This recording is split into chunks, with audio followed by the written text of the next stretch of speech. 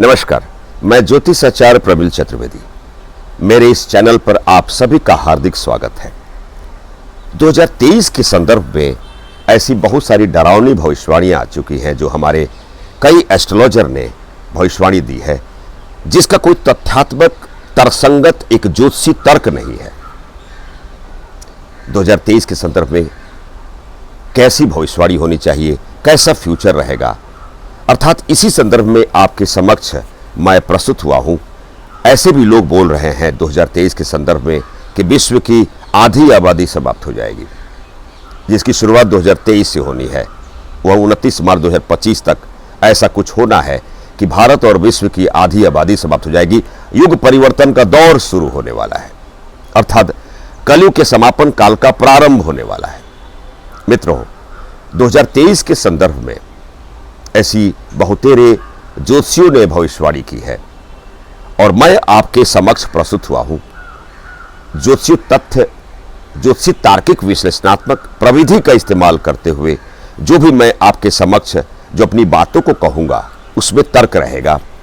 अर्थात खगोलीय व्यवस्था में कुछ ऐसे ग्रह गोचर की व्यवस्था सामने आ रही है जिसमें 4 मुख्य प्लैनेट जिम्मेदार हैं: सूर्य, शनि, राहु और बृहस्पति। इन 4 ग्रहों के ग्रह गोचर की व्यवस्था में ऐसी कौन सी भविष्यवाणी हम बोल सकते हैं जो आपको तार्किक रूप से समझाने की क्षमता रखते हो।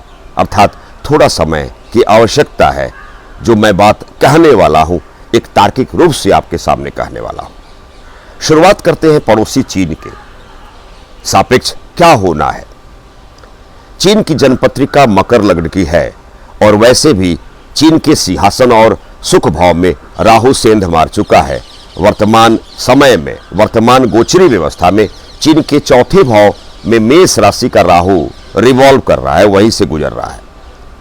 गुरु चांडाल योग एक ऐसा योग है जो अलग तरीके का एक नकारात्मक योग के रूप में जाना गया है। जब ग्रह गोचर की व्यवस्था में राहु और बृहस्पति एक साथ बैठते हैं तो गुरु चांडाल योग की निर्मित होती है। और चाइना की जन्मपत्रिका के चौथे सुख और सिंहासन भाव में 22 अप्रैल 2023 से 30 अक्टूबर 2023 के इस 6 माह के अंतराल कालखंड में गुरु चांडाल योग का निर्माण होगा। इसी 6 माह के अंतराल में चाइना क्या करेगा? चाइना ताइवान के विरुद्ध कार्रवाई में लिप्त होगा और यही वो 6 माह का अंतराल कालखंड होगा जिसकी शुरुआत होने वाली है 3rd वर्ल्ड वार की शुरुआत। अर्थात इसका जिम्मेदार चाइना बनेगा और चाइना यहां से बिगुल बजा चुका रहेगा।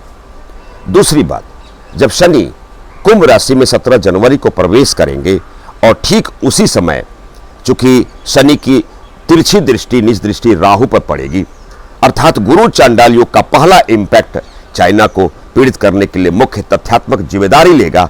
वहीं राहु पर शनि की तीसरी दृष्टि से मतिभ्रम का शिकार होगा चाइना की समस्या 14 जनवरी से 14 फरवरी जब चाइना की जन्मपत्रिका में मार्केस सूर्य उसके लग्न में विराजमान होगा, एक पहले क्राइटेरिया वाले प्रॉब्लम को इंडिकेट करेगा। वही सेकेंडरी पोजीशन में 14 फरवरी से 14 मार्च की जो यह 1 महीने का अंतराल होगा, वह सेकेंडरी फेज में समस्या में चाइना आएगा।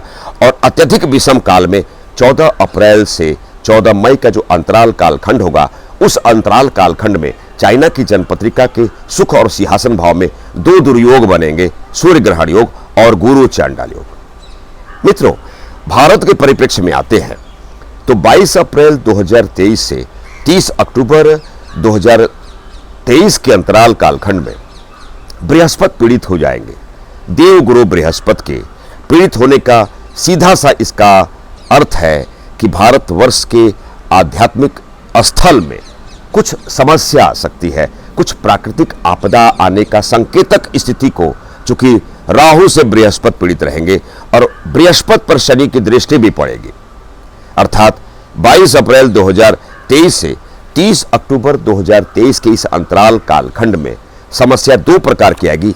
आध्यात्मिक संत, कोई विशिष्ट ऐसा संत जिसकी मृत्यु की संभावना भी बनती हुई प्रतीत हो रही है, या किसी आध्यात्मिक संत को विवादित परिक्षेत्र में जाने की उस गुंजाइश काल में ऐसा हो सकता है जिसकी संभावना है, और किसी राजनेता की मृत्यु या विवादित होने वाले उस योग काल में भारतवर्ष की जन्मपत्रिका जो कि वृषभ लग्न की है, और कुछ ऐसी फ्रेमिंग हो रही है कि भारतवर्ष की जनपत्रिका के ठीक 12वें व्यय भाव में, हानि भाव में गुरु चांडाल योग का निर्माण हो रहा है। दूसरी बात, भारतवर्ष के दक्षिण डायरेक्शन में और दक्षिण पश्चिम के कोण में प्राकृतिक आपदा वाले उस समय काल में भारतवर्ष एंट्री कर रहा है। चूंकि ऐसी समस्या आएगी जो प्राकृतिक आपदा से युक्त रहेगी, जिसमें आगजनी, भूकंप, चक्रवात और बाढ़ को इंक्लूड कर सकते हैं। सबसे महत्वपूर्ण बात है, जो तथ्यात्मक बात है, जब सूर्य और शनि एक साथ होंगे, अर्थात कुंभ राशि में, वो समय है 14 फरवरी 2023 से 15 मार्च 2023 का जो अंतराल कालखंड, जो 1 महीने का अंतराल होगा, इसमें भारत को अलर्ट रहने की आवश्यकता है। विदेश नीति की सापेक्ष में भारत के विपक्ष में कोई वेस्टर्न कल्चर से इंडिकेट करता हुआ कुछ पश्चिमी ऐसा देश विशेष जो भारत के विरुद्ध होता हुआ नजर आएगा। मित्रों, हानि का समय अवश्यंभावी रूप से 2023 है, परंतु इसका तात्पर्य यह नहीं है कि भारत की आबादी बिल्कुल आधी हो जाएगी। जहां कोविड का सवाल है, तो कोरोना अथवा कोविड से घबराने की कतई आवश्यकता नहीं है, क्योंकि गुरु चांडाल योग का निर्माण होने के बावजूद भी शनि की तीसरी दृष्टि बृहस्पति पर और राहु पर पड़ेगी। और वैसे भी बृहस्पति यद्यपि पीड़ित रहेगा, परंतु राहु के विषम व्यवस्था को वह कमजोर करते हुए उस प्रतीत काल में हम एंट्री करेंगे। और जहां तक कोविड की बात होती है, तो यह रोग व्याधि या जो आपदा है, यह राहु से संबंधित है। मित्रों, कोविड का खतरा ऐसा भारतवर्ष के संदर्भ में नकारात्मक संकल्पना से युक्त ऐसा उस कालखंड में हम एंट्री नहीं कर रहे हैं, यह अच्छी बात है। 14 अप्रैल से 14 मई में जो सूर्य ग्रहण योग बनेगा, अर्थात भारतवर्ष की जनपत्रिका में जो सूर्य ग्रहण योग, अर्थात यह समय काल ऐसा रहेगा कि राहु, बृहस्पति और सूर्य इन तीनों ग्रहों की युति बनेगी, अर्थात भारत के पूर्व दिशा में और ईशान कोण अर्थात उत्तर पूर्व दिशा में समस्या आएगी और राजनीति के संदर्भ में उथल पुथल वाले उस योग काल में हम प्रवेश कर सकेंगे, इसकी संभावना है। मित्रों, 2023 का वर्ष, इस 2023 के वर्ष में जो नेगेटिव इम्पैक्ट को अप्लाई करने वाले कुछ ज्योतिषीय तर्क के रूप में राहु, बृहस्पति, सूर्य और शनि के जो ग्रह गोचर की जो व्यवस्था बन रही है, इसी के तहत हमारी भविष्यवाणी आपके समक्ष हमने प्रस्तुत करने का एक तरीका मात्र के रूप में मैंने कोशिश की है।